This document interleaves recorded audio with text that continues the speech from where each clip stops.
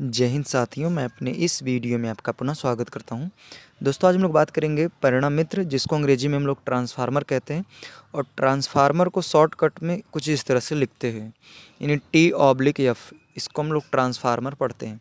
तो कहीं भी अगर इस तरह का लिखा रहेगा तो इसका मतलब सीधा सीधा आप ट्रांसफार्मर समझिए। तो चलिए आइए समझ लेते हैं ट्रांसफार्मर क्या है। देखिए, जो ट्रांसफार्मर जो शब्द है ये अंग्रेजी के ट्रांसफ़र शब्द से बना है, जिसका अर्थ होता है भेजना। तो सामान्यतः यहाँ पे जो ट्रांसफार्मर का काम होता है, ट्रांसफार्मर क्या करेगा, किसी न किसी को भेजने का काम करेगा। तो अब किसको भेजेगा, किसको नहीं भेजेगा, आइए इसके बारे में हम लोग चर्चा करते हैं। पहले हम लोग ये समझ लेते हैं कि ये जो ट्रांसफार्मर बनाया गया, इसका मेन उद्देश्य क्या था, अर्थात इसको बनाया क्यों गया, इसका लक्ष्य क्या है, इसके बारे में पहले जानने का प्रयास करते हैं। सामान्यतः हम ये जानते हैं कि हम लोगों ने जनित्र पढ़ भी रखा है। तो जनित्र एक ऐसी युक्ति होती है जो क्या करता है कि वो यांत्रिक ऊर्जा को विद्युत ऊर्जा, अर्थात कहने का मतलब सीधा सीधा ये है कि जनित्र एक ऐसी डिवाइस है जो बिजली बनाने का काम करता है।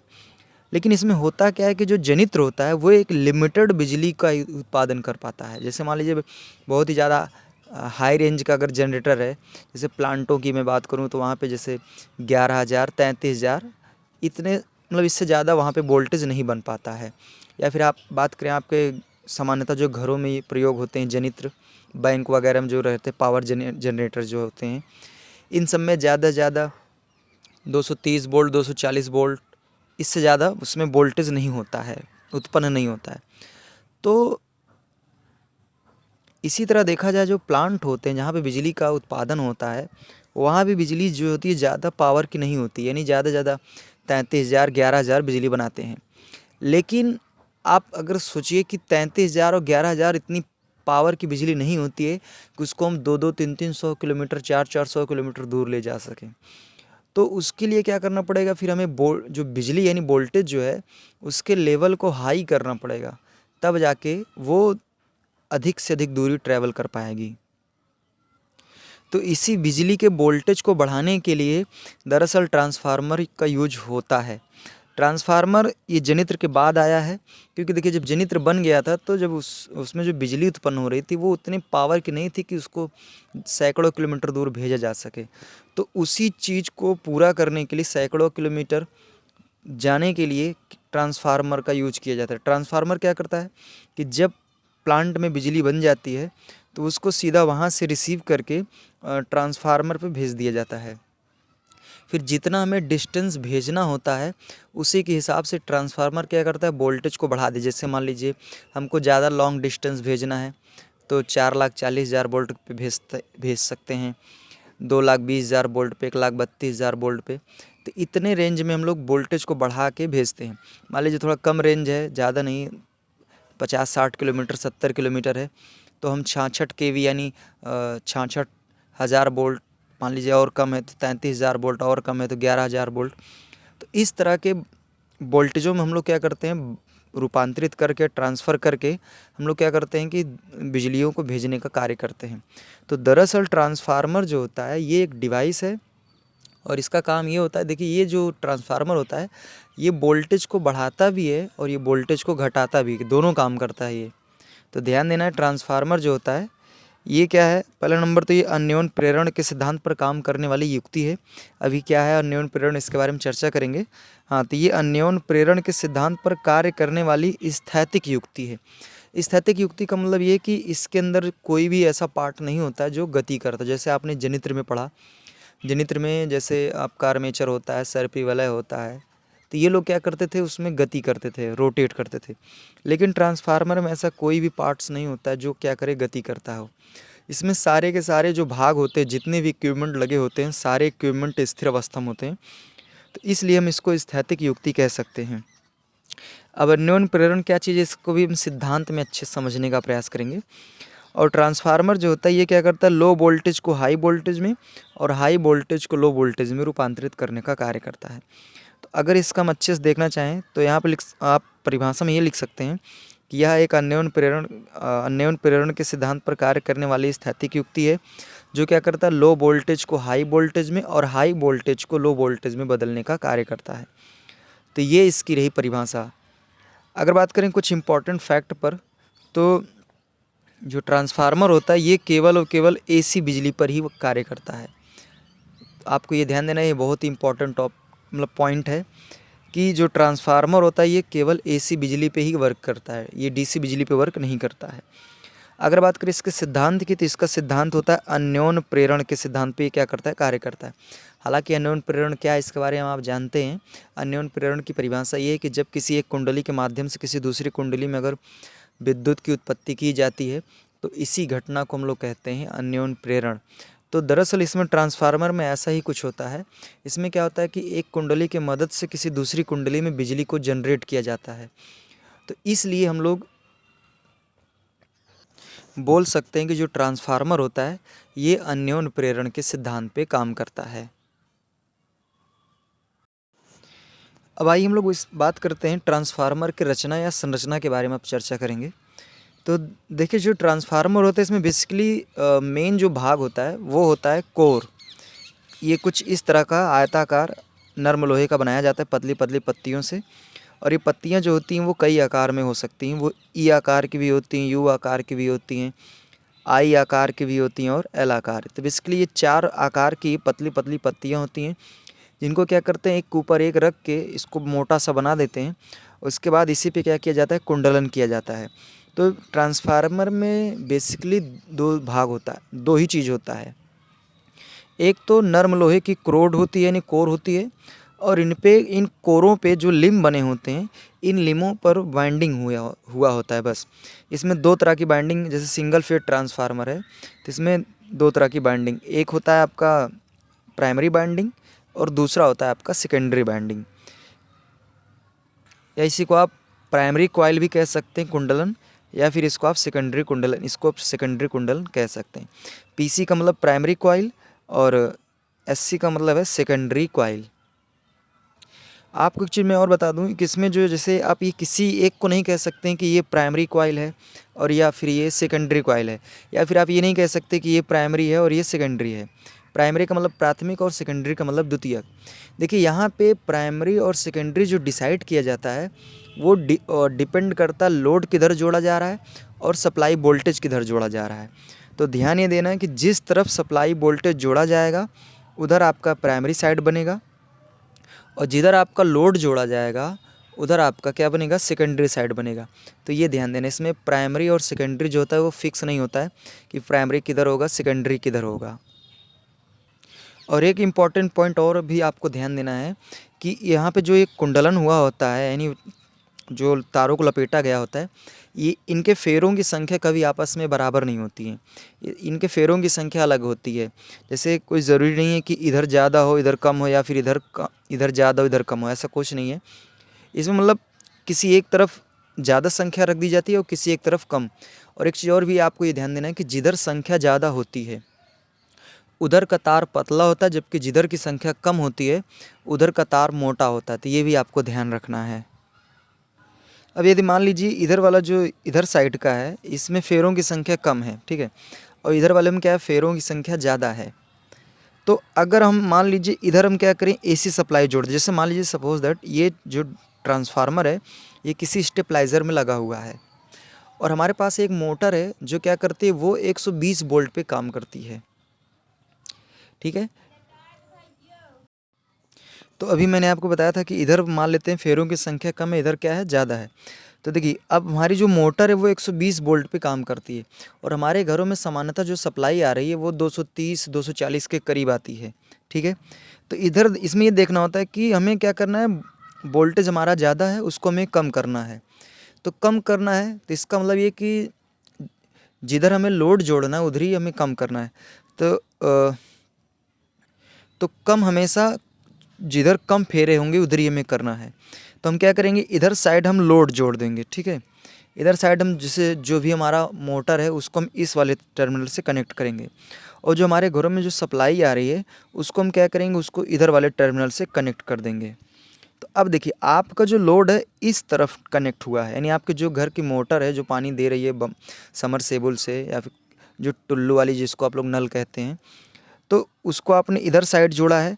तो ये आपका हो जाएगा सेकेंडरी कॉइल, और आपने जो सप्लाई आपके घर में आई थी आपने इधर जोड़ दिया तो ये आपका हो गया प्राइमरी कॉइल। तो उम्मीद करूँगा यहाँ तक बातें आपको समझ में आ गई होगी। अब मान लीजिए आपके घर में, सपोज़ दैट आपके घर में 120 वोल्ट की सप्लाई आ रही है और आपको चाहिए 240 वोल्ट। तब फिर आपको क्या करना पड़ेगा, कनेक्शन उल्टा कर देना है। उल्टा करने का मतलब ये है कि जिधर आपको, जैसे आपको हाई वोल्टेज चाहिए तो आपको लोड को क्या करना पड़ेगा, इधर से निकाल के इधर जोड़ देना है और जो मेन सप्लाई आपको इधर जोड़ देना है। तब ये क्या करेगा, लो वोल्टेज को हाई वोल्टेज में ट्रांसफ़र कर देगा ये। फिर इस दौरान क्या होगा कि अब आपने क्या किया, लोड को निकाल के इधर जोड़ दिया और सप्लाई को आपने इधर जोड़ दिया। तब आप जब सप्लाई जिधर जोड़ेंगे वो आपका प्राइमरी हिस्सा होगा और जिधर आप लोड जोड़ेंगे, यानी जिस उपकरण में आप सप्लाई देना चाहते हैं उसको जिस तरफ आप कनेक्ट करेंगे तो वो आपका क्या बन जाएगा, ये आपका सेकेंडरी बन जाएगा। तो इसमें कोई ज़रूरी नहीं है कि हमेशा प्राइमरी इधर ही हो या फिर सेकेंडरी इधर ही हो। इसमें ये जो प्राइमरी सेकेंडरी होता है, यानी प्राथमिक कुंडली द्वितीयक कुंडली जो होती है वो बदलती रहती है। ये डिपेंड ये करता है कि आपकी सप्लाई किधर जुड़ रही है और आपका लोड किधर जुड़ रहा है। जिधर सप्लाई जुड़ रही है वो आपका प्राइमरी साइड बनेगा और जिधर आपका लोड जुड़ रहा है वो आपका क्या बनेगा, सेकेंडरी साइड बनेगा। ठीक है, ये अब आपको बातें ध्यान देनी है। अब इसी हिसाब से जो ट्रांसफार्मर है इसको क्या किया गया, दो प्रकार में बांट दिया गया। एक पहला ट्रांसफार्मर आपका बना step up transformer, step up transformer, और एक दूसरा बना स्टेप डाउन ट्रांसफार्मर। देखिए जो स्टेप अप ट्रांसफार्मर होता है ये क्या करता है, लो वोल्टेज को हाई वोल्टेज में बनाने का काम करता है, यानी स्टेप को हाई करता है, अप करता है। और स्टेप डाउन जो ट्रांसफार्मर होता है ये क्या करता है कि ये वोल्टेज को कम करता है। तो अगर मान लीजिए कम वोल्टेज से ज़्यादा वोल्टेज बनाना है तब वहाँ पे आपको स्टेप अप ट्रांसफार्मर का यूज करना पड़ता है। और अगर आपको हाई वोल्टेज से लो वोल्टेज में जाना है तो आपको स्टेप डाउन ट्रांसफार्मर का यूज करना है। अगर मान लीजिए आपसे ये कोई कह दे कि हम स्टेप अप ट्रांसफार्मर हम लिए हैं, तो इसका मतलब ये कहना चाहता है कि उसका जो प्राइमरी, यानी जिधर आपका लोड, जिधर आप सप्लाई जोड़ेंगे प्राइमरी कॉइल, उधर फेरों की संख्या आपकी कम होगी और सेकेंडरी साइड में फेरों की संख्या ज़्यादा होगी। जबकि अगर हम बात करें स्टेप डाउन ट्रांसफार्मर की तो इसमें क्या होता है, इसमें ये मतलब है कि प्राइमरी कॉइल जो है, यानी प्राथमिक तरफ जिधर आपका सप्लाई जुड़ेगा उधर फेरों की संख्या ज़्यादा होगी और जिधर आपका लोड जुड़ेगा सेकेंडरी साइड उधर फेरों की संख्या कम होगी। और ये भी ध्यान देना है कि जिधर फेरों की संख्या ज़्यादा होती है उधर का तार पतला होता है और जिधर फेरों की संख्या कम होती है उधर का तार मोटा होता है। तो ये बात आपको ध्यान देनी है। तो मैंने आपको इतना ओवरव्यू दे दिया, यानी कहने का मतलब ट्रांसफार्मर की रचना के बारे में आपको मैंने बताने का प्रयास किया। उम्मीद करूँगा यहाँ तक हमारी बातें आप क्लियरली समझ पा रहे होंगे।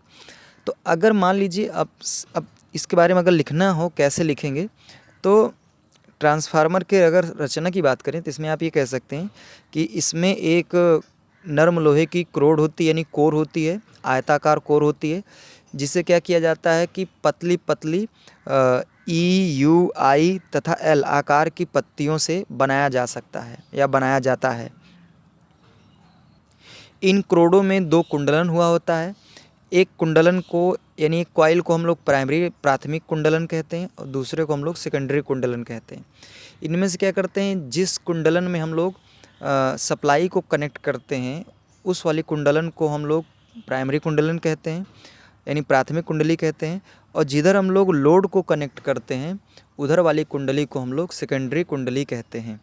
और इसमें आप लिखना चाहें तो आप और भी लिख सकते हैं कि इसमें जिस तरफ फेरों की संख्या कम होती है उधर के तार मोटे होते हैं और जिधर फेरों की संख्या ज़्यादा होती है उधर के तार पतले होते हैं। और इस लोड और सप्लाई के जोड़ने के अनुसार ट्रांसफार्मर को दो कैटेगरी में बांट दिया गया है। तो एक आपका स्टेप अप ट्रांसफार्मर होता है और एक स्टेप डाउन ट्रांसफार्मर होता है। स्टेप अप ट्रांसफार्मर का काम होता है कि ये क्या करता है, निम्न वोल्टेज को उच्च वोल्टेज में बनाता है, और स्टेप डाउन ट्रांसफार्मर का काम होता है कि वो उच्च वोल्टेज को निम्न में बनाता है। और इसमें आपको ये भी लिख देना है कि अगर स्टेप अप ट्रांसफार्मर है तो उसमें प्राथमिक कुंडलियों की संख्या कम होती है और द्वितीयक में ज़्यादा होती है, जबकि अगर आप स्टेप डाउन की बात करें तो इसमें प्राथमिक में फेरों की संख्या ज़्यादा होती है और द्वितीयक में फेरों की संख्या कम होती है। तो यहाँ तक बातें आपको ध्यान रखनी, आप एग्ज़ाम में इसी तरीके से लिखेंगे। अगर हम बात करें इसके कार्यविधि यानी इसमें वोल्टेज बढ़ता और घटता कैसे है, तो अभी तक जितना हमने चर्चा किया कि इसमें वोल्टेज बढ़ाने घटाने का काम हो रहा है, तो इसमें वोल्टेज कैसे घट बढ़ रहा है इसके बारे में आइए चर्चा करेंगे। तो इसके कार्यविधि से हम लोग इसको समझने का प्रयास करते हैं।